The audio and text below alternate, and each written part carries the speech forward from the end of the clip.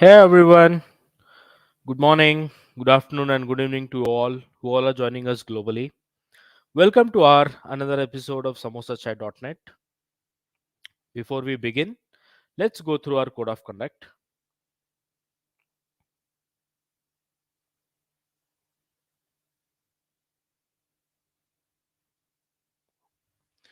We are all here to learn together. So please be respectful of other people's views, understanding of differences, being kind and considerate in a way we all engage. Yes, obviously, we do encourage you all to participate. Please drop all your questions in our chat section. Now, I'd like to bring in Vivek, our own host for samosachai.net. Hey Vivek, Hey Parth, how are you? I am good. How you doing? All good, all good. So I'm pretty excited about this specific session. So yeah, let's get started then. Yes, the floor is all yours. Cool. So people who have joined, this is a samosachai.net. It's a series which we have been running, and there were a couple of things which we have done in the past, and basically, if you want to access the playlist, and if you want to go back and see what all sessions we have done, and want to learn specifically from a .NET perspective, here is a link which is aka.ms samosachai.net hyphen playlist, and you can go back and take a look at it. By the way, you know I've not updated this slide, but previous to this show, the previous episode, we did talk about migrating .NET applications to the cloud, and there is a cloud scale challenge which we launched, and if you can see the date, it is going to end on 15th April. So there is one more day for you to learn both the learn modules which was discussed in the previous show. So basically, go back and you can learn what are those specific areas where you need to focus on in terms of migrating your applications, and what are the considerations of migrating your application specifically from .NET perspective as well. So, um, so today, in this show, we will learn about GitHub Codespaces for .NET, specifically for .NET.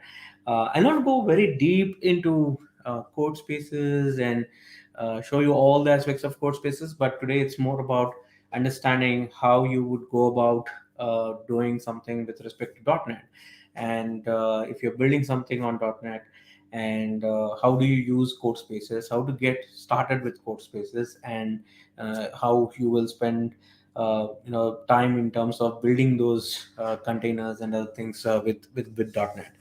So not wasting much time here, but for people who have very limited idea around what is Codespace and what does it mean. So basically, Codespace is a developer environment in the cloud. To put it right, it's basically a remote compute in the cloud. Even we would have heard about this remote compute in the cloud means, you can even say Kubernetes is a remote compute in the cloud. You can say even the serverless is a remote compute as well. So basically, that's not what it means. It means you're moving your developer environment in the remote compute. So for example, here your developer environment could be IDE and a couple of tooling, couple of languages you have installed. You have the source code, you have libraries installed, and then you're working on it, and then you do the build and uh, you know package it as a container, and then push it into your container registry, and then it works seamlessly on different compute, right? So even before you build it, so the difference between a dev container and a production container is, production container is a packaged one, so it's a compiled code.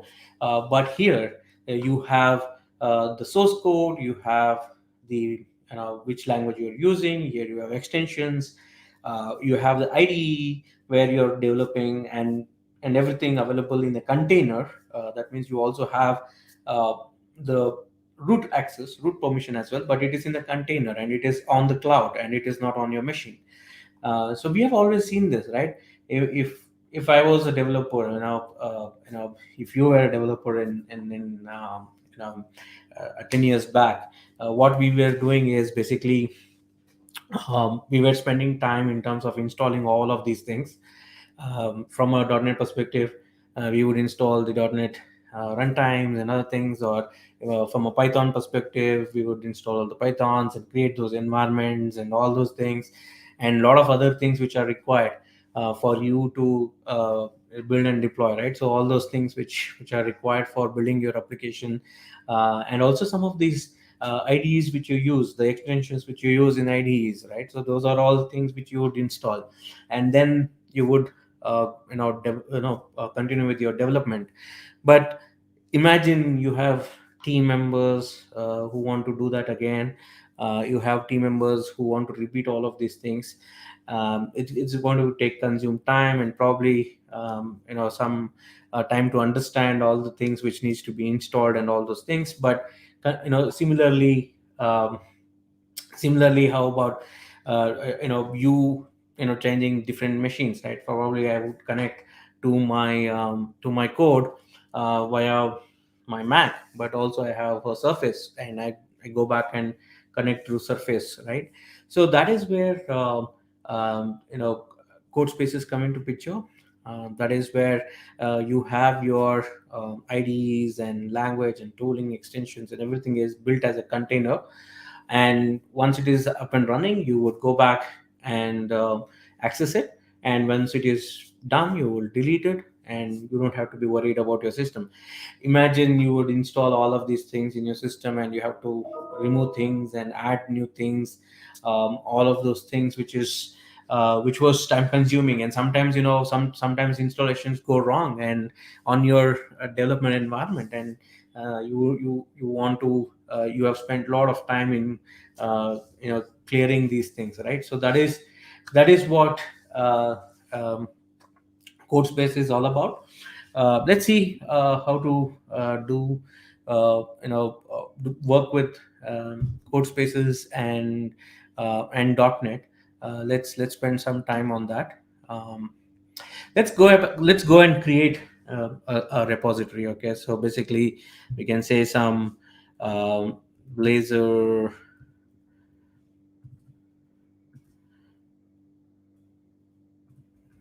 reactor.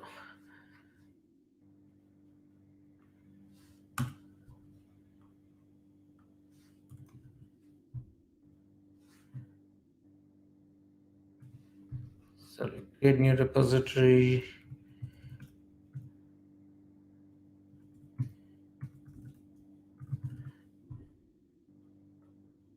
Okay, public add. Oh, there is some issue with this. Oh, I'm not logged in. Sorry.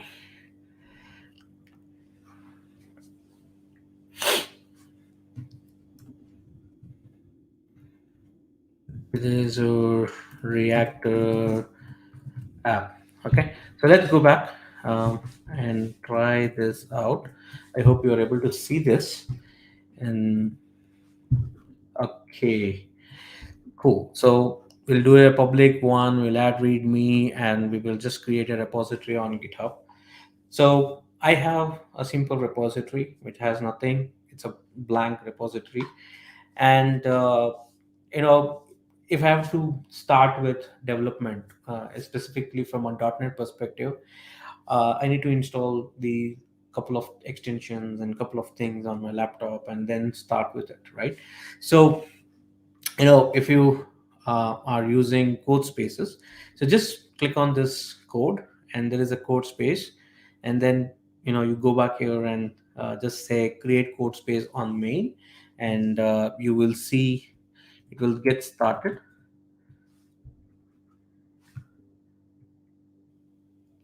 So it's pretty fast.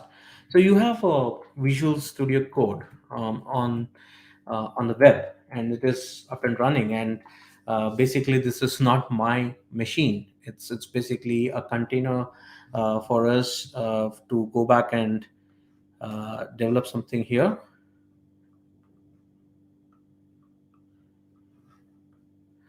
Cool. So we can just see cat slash etc slash os release.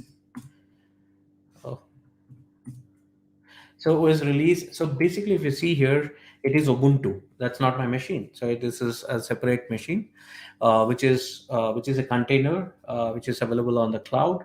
As we can see, this is what it is basically. So when I created a code space, it's basically a virtual box with containers, with code, which is your code, and couple of things which is configurations is being set. So we can customize these configurations. That is what we're going to do now. So customize this configuration. So basically it becomes a configurations as code.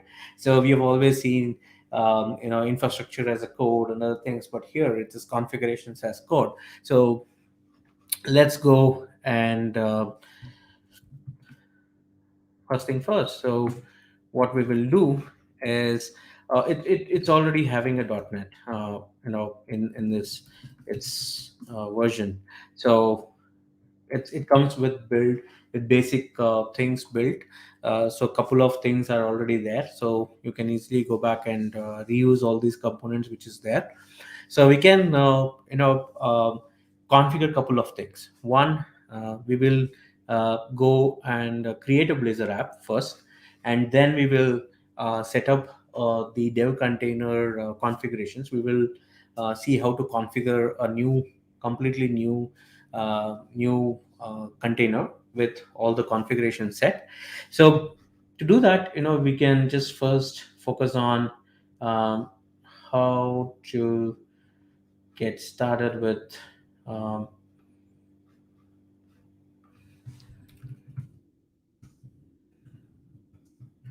uh, a blazor app, right? So let's get started with that. So let me open this.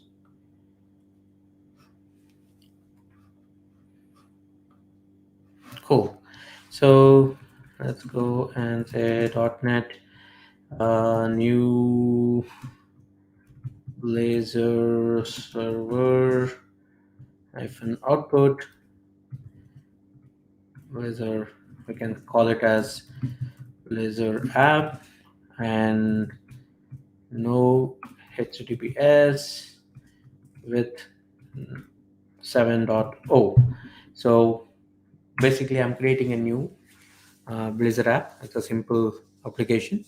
So it's here. So if you see here, it has shown all of these details, and basically all the settings, program.cs where the main code is there, and couple of other things which are required. It is there. So it does tell you which one to install, a recommended extension and other things. But we will, anyways, I'll show you how to go about it. So this is one way of creating a Blazor app. It's a simple one, so don't worry about Blazor apps. We'll anyways run it and see what it shows. But as of now, we will create a simple dev container. Let us say open the command palette and say okay, code space. So basically, you can see here there is add dev container configurations. So you can go back and add dev container configurations. And when you click on this, there is obviously by default there is already a configuration, but you want to add new one. So you want to create new one. So we'll create new configurations. You can see all the configurations which are available here. If you click on show definitions for all, you will see from a .NET perspective. You can see here there are couple of things with MS, SQL servers, Postgres, and there is a couple of things which you would use is Docker, and F sharp, uh, as well, is part of it, and a couple of other things. So if you click on show all definitions, you will see bunch of things from Python to different things. So this is basically a base template. So this is, if you are familiar with containers, right? Containers always start with a base template. So this is basically a base template for your developer environment configurations. So that is what it means. So it did show the base configuration is C hash and C sharp, right? So that is what we're going to pick. So let's select this one, and default, we can go with 7. And we are also looking at adding more things to this, right? So basically, if you go for .NET, there are a bunch of things which you can add, specifically if you're working on different things. So if you see here, there are bunch of things showed up when I did .NET, right? So these are the things available for it. So we can install .NET CLI, because we are going to use CLI of .NET, right? So that is where it comes in. So you can keep the default configurations. You can also change those configurations if you are looking at. And when you keep the default configurations, it does mention that we need to rebuild it, because it showed up here. If you see here, there is dev container.json. So the configurations are basically in the JSON format, and this configuration is basically nothing but you're providing all the details in terms of what all things needs to be available. And that is the reason why it is called configurations as a code. So basically you're configuring your developer environment, and basically storing it somewhere. So this is what it shows, right? So basically I'm using .NET 7, and couple of things which you want to run. Say for example, you want to go back and say, I want to run something like this. I just uncomment it out, and simple way to edit this is add a comma here, and add new features. That's it. So that's it. So just add a couple of things. So there are a bunch of things which is available for building a developer container. So you can go through that in in the documentation of GitHub, where you will have bunch of things. There is post create command. I will go through a couple of things in my next example, but you will have bunch of things which is available for you. So these are the things which you can do. So you can also do the customization here. So when I say customization, what it means is basically you can go back here and do a couple of customizations. So let me share a couple of things which you can add. um, Say we will add some extension. Okay, so there is an extension. um,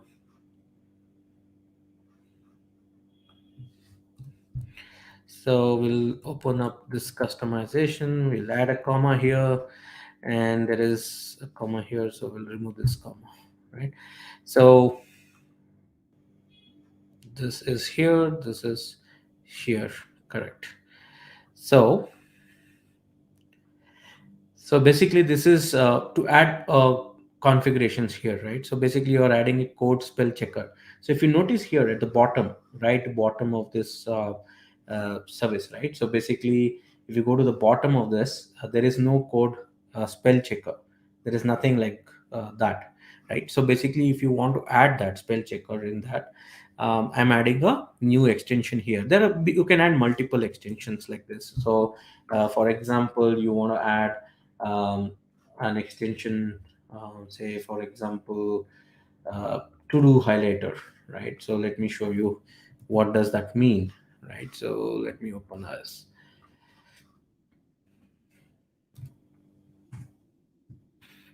This is a to do highlighter, and this is one of the extension you would use if you're building something, right?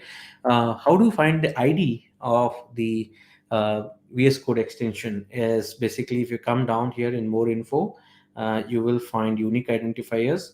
So this is the unique identifier of that specific thing. So you copy this and go to your dev container and add it here, and that's how you can add.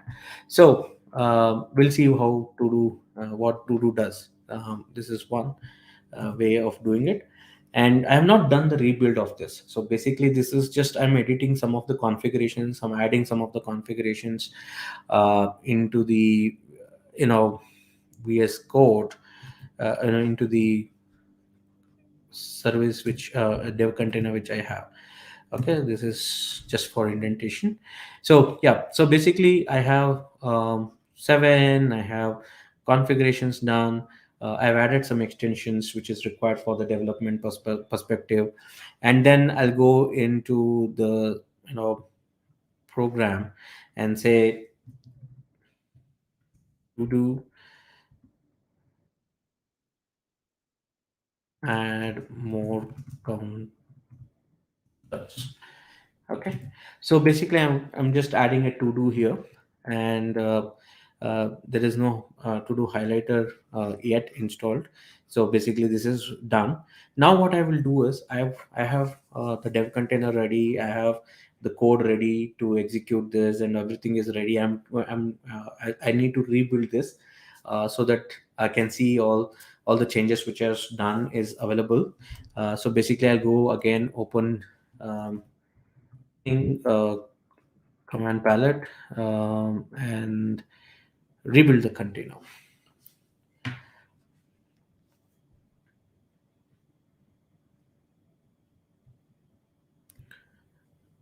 So I'm just rebuilding it.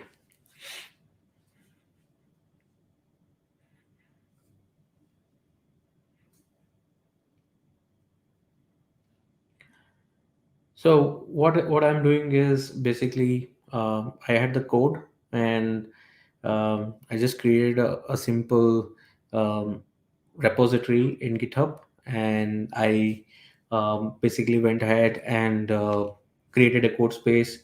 And within that code space, I created a configurations, set what kind of configurations I need for my own development space, and probably it can be used by others as well, and whoever wants to use all similar things, or you can cut, based on your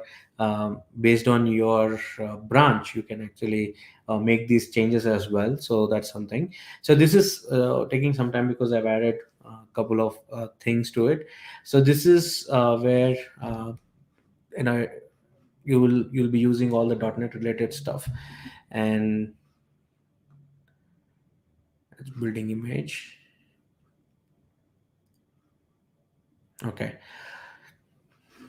now you would see a couple of extensions getting added, and couple of things which is there. So you can see here it is installing couple of instances. So you can take a look at this. You can see here, if you see this, there is a spell check, 3 spellings mistake, and there is a spell check which comes up, and it was not there previously. And I added all these extensions to my visual studio code when in the code space, and that is the reason why it is saying so. I'm just using that. So these are the things which are, this is how you can set it up. So you can add, you can edit dev containers and add .NET specific things. So here you can do post create command, and after that, and couple of very interesting extensions you would use when you are developing with blazor apps and other things, right? So you can add it here and keep it ready.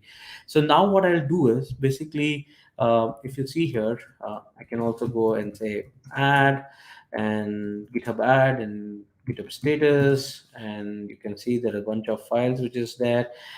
You can also publish it in a different way. You can go here and publish.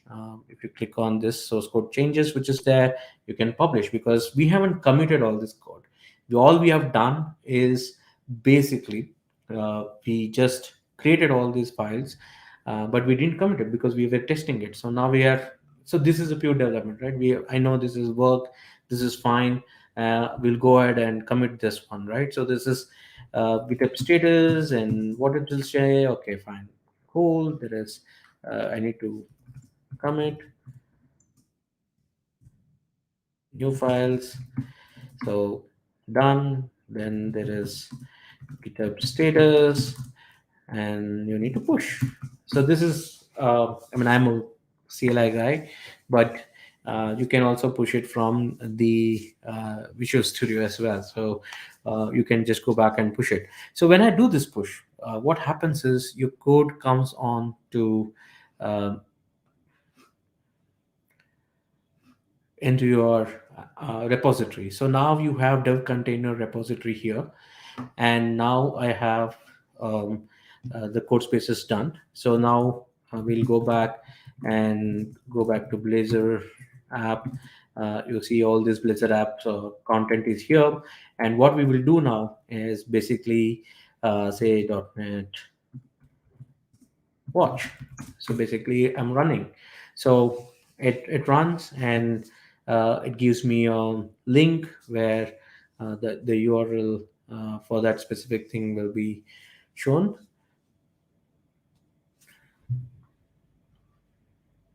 So here is the URL. So auto forwarding is happening, and if I open it in the browser, so you can see my Blazor app is running, right? So you can see this app. So there is a counter and various things. This is a default Blazor app which is there. So basically, it's so easy to build and deploy this. And I hardly used my my laptop to develop this. Everything is there on the cloud. The code is on the source code control GitHub. The development environment is there on the container. Now I have it everything running. Oh, okay, I've done with this. Uh, let's go back and close this out and come here. Go to code spaces. There's a code space which is running, and you can see that there are a bunch of things you can do for a code space if it is running, right? You can change machine type. Here I have some couple of things which I've taken, so which is like 2 core 14 GB and other things. But here you can change, you can keep, you can stop. This is the life cycle of the code space, right? You can stop and you can do a lot of things. You can open it in different IDEs, Visual Studio Code on the desktop, which is basically installed on your laptop, and use the code space things, and you obviously open if you are a notebooks and other things, you can open in Jupyter Labs as well. So let me go and delete this one. So I've deleted this code space. So I had this code space running, and it's all gone, and I've just deleted it, and hopefully I'll be able to recover because I have pushed the code. So we'll go here. This is the one. We'll go open code space on main. So basically now I had closed down the previous one which I had. I'm building a new one. And if you see here, hopefully all the things which we had installed, we had ready, it will show up as part of the uh, container, because the configurations were there, and we have saved the configurations for the Blazor app, and it should just show up. And that's the use case of CodeSpace.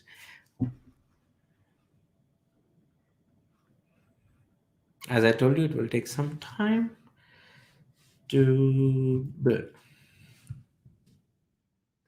While we are waiting, if there are any questions, do share. A couple of things which I want to share as well while it is building is here is a feedback we are looking for. This is a link to get the feedback. So basically, if you answer 3 questions for us, which is there in the feedback form, it will help us to understand what you're building with CodeSpace, what you want to build with CodeSpace, and other things. So please take a moment and share the feedback with us. And a couple of things are also happening. There are a bunch of events happening on VS Code Day, which is happening on 23rd. So please, that's the link which is there at the bottom. So go ahead and register yourself while this is coming up. Perfect. This is coming up now. So you can see some extensions getting installed. Hopefully the spell checker will come here, and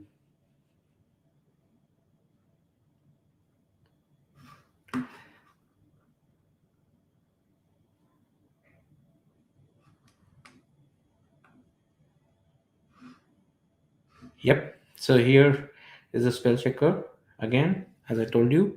So this is how CodeSpace is useful, and the reason why it is such an important thing in the developer, while we are developing things, is because of this.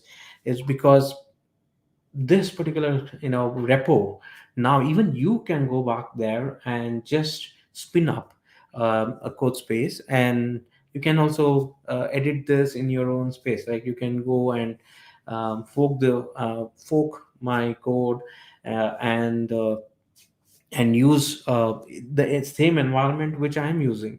So that is the advantage of using this. And you also can take a look at this. So this is interesting. So uh, here, I think to do, it will should show up as part of the to do. Anyways, I think I need to enable that extension. Cool. So this is a basic example which I just wanted to share. We will go in depth in understanding a little bit of little bit of dev containers in the next example which I have. So we'll go here, um, and spin up new template from already existing project, which is for .NET. I'm going to share that GitHub repo as well. This is basically a portfolio site which is built on GitHub Codespace. So you can see here there is a template.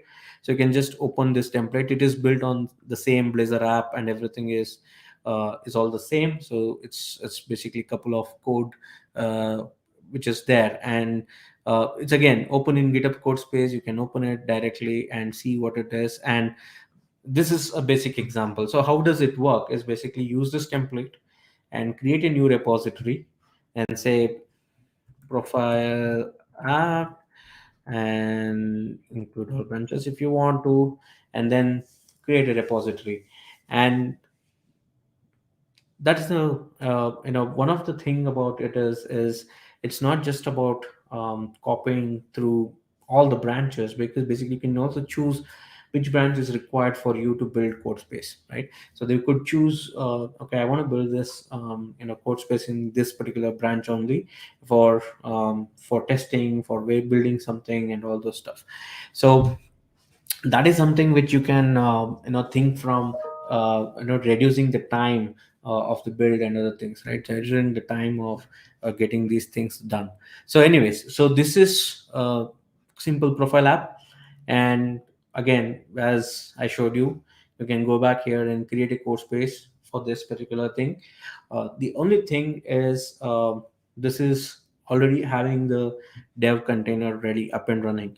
So you can see that um, a couple of things is already there. We will go through the code. We'll see how it's been structured, and there are a couple of things which they have added, and what it does, right? So let me share the link while it is building. So let's share the link in the chat.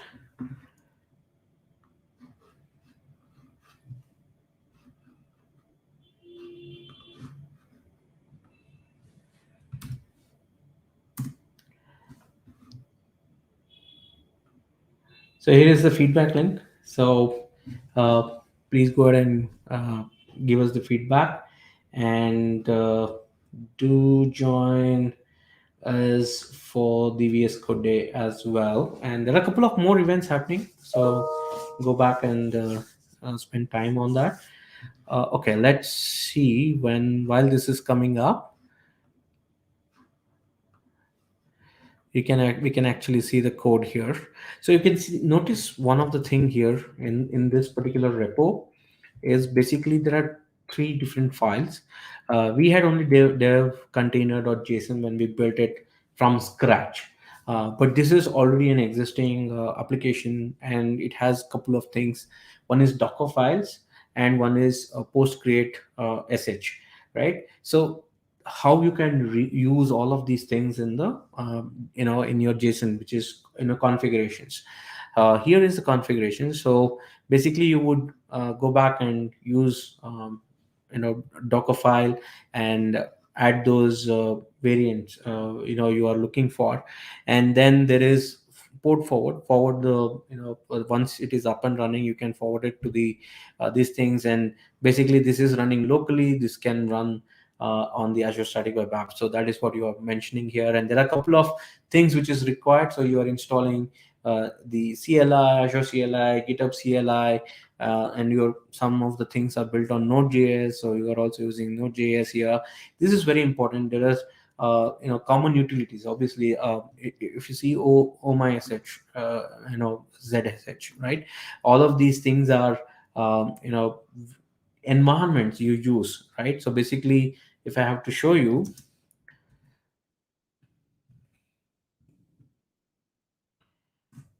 I open item in my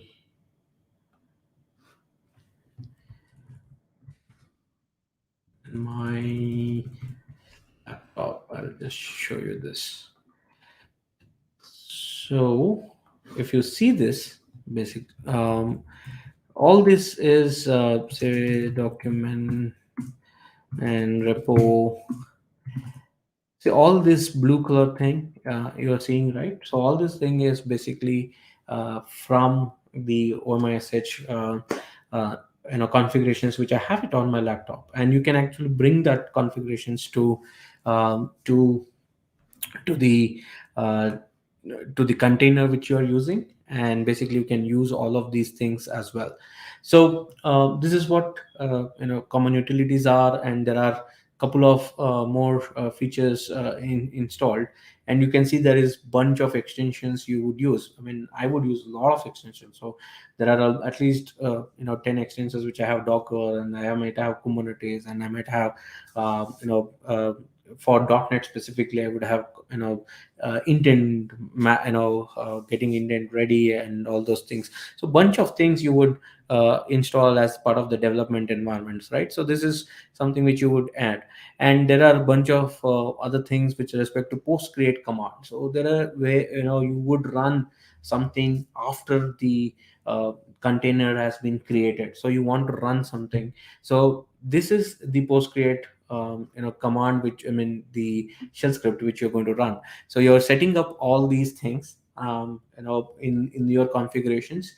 And once this container comes up, you are basically running these commands. So if you go back to the code, right, um, what we will see is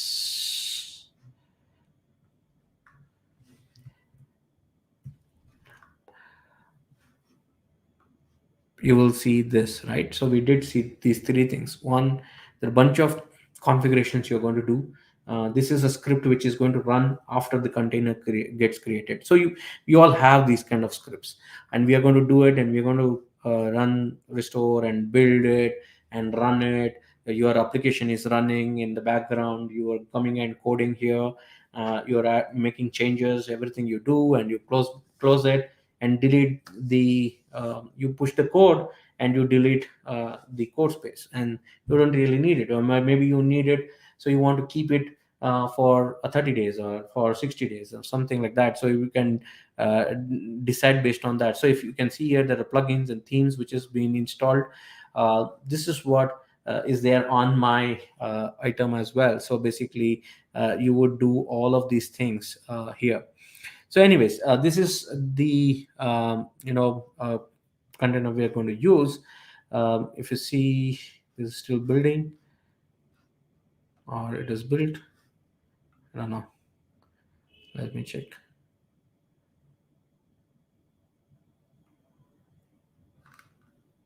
Not sure why it is still building, but anyways, this is what I just wanted to show you. Once it is built, I can go back and deploy this. There are ways to deploy it as well. If I have to show you a simple deployment here, is if you go to the settings, we can do it to Azure Static Web App as part of the as part of the repo. We'll anyways do it on um, on the GitHub pages. So I just set up GitHub Actions, wire GitHub Actions to the pages. So it is ready. And if you go to Actions, you can see here it is already been available because the code is already there for doing this. If you go back here to the code, if you go to the GitHub Actions, there is published to GitHub pages. It is already there, and how it is getting published and what are the things is already available, and you can do this on your own as well. So let me go back to actions, and I'll run this uh, to deploy.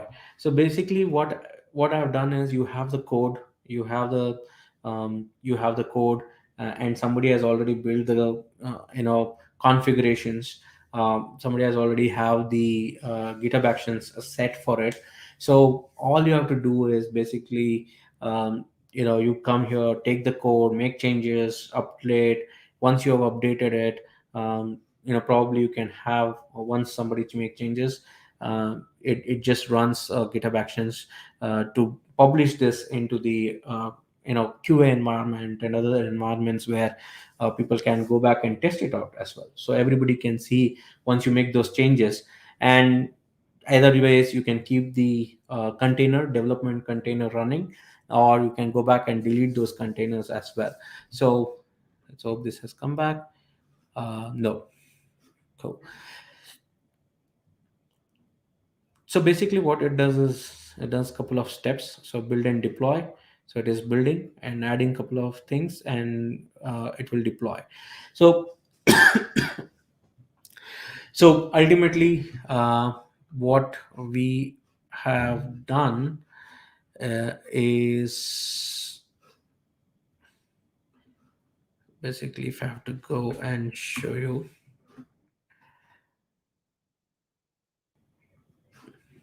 So this is the advantage of using Codespace, right? So this was the code, and I have, maybe I would have forked it or use it from a different branch, and I have it. I have the container, I have the workflow ready, and I'm going to go here and run. So okay, it is active now. So I'm going to run the Codespace. I'm going to get started with Codespace. Why does it just not showing here? I don't know. Let me open this up. So, oh no, it is still taking some time.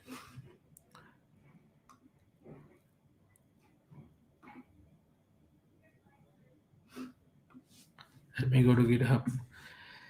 I was just showing you how exactly the usage is.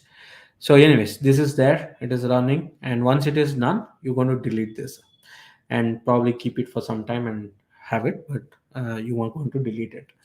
So that is the purpose of using Codespace, and I'm going to share uh, this particular link in the chat for you to go back and try out all the things which is there, right? Because there are a bunch of things here, because in this specific thing, there is, you're just not going to use template. Basically, you're going to modify containers. Ultimately, all of these things you can modify and probably add your own Docker file and new script, and add your own things, and you know from a profile perspective, make changes to the photos and other things which is there. So that is one thing which you can do, and most importantly, you can deploy this in two ways. So I did show you one of the way is this. So if it is already deployed, it has completed the job, and if you go to this link, right, so this is where my portfolio app is running now. So it is seamless, because I take the code, I come into the dev container, I make changes to the dev container. The moment I make changes to the dev container, my job will run based on the event. That is why GitHub Actions are there. So the based on event, it will run. Once it is running, the latest code is available on the site. It could be a developer environment, it could be any another environment, or it could be a production as well. So basically, however you want to push the code, and however it wants you want to get this code to the next environments, right? So this is how it works. Um, so basically, if I go back to uh, the GitHub repo, which is there for you to go back and try. So here is static web app, and this is where you can uh, drive static web apps, create static web apps from the container. So you can also install all Azure tools and other things from the extension perspective, and you can just get started. GitHub pages, we anyways deployed it. This is how we deployed, and there are a couple of challenges. So go back and try all of these new things, which is part of the challenge, and add new extensions, add play around with it, various other things which is available.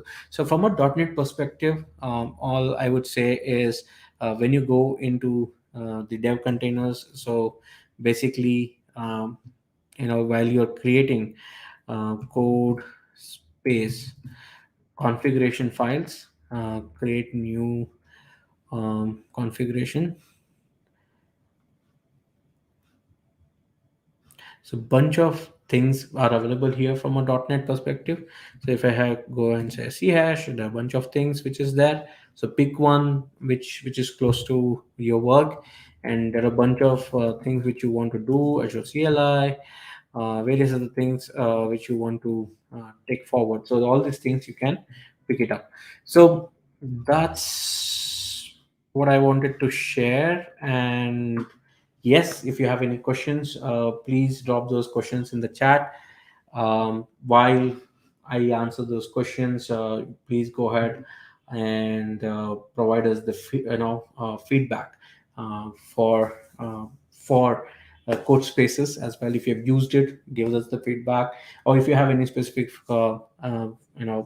feedback for us from uh, usage of these tools, please drop those questions in the chat as well, or feedback in the chat as well. But specifically, we are looking for these answers as well. So any questions, please let me know. We still got some time. I know it's long weekend in India, and yeah, we all are taking a break. But yeah, so I'm just thrilled to answer a couple of questions if there are some.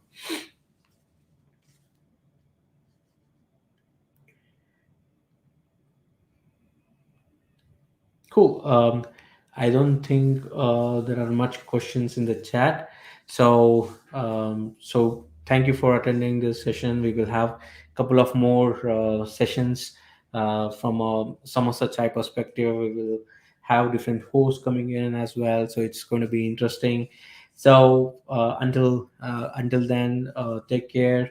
Have a nice time, and do provide us the feedback. This is the link as well.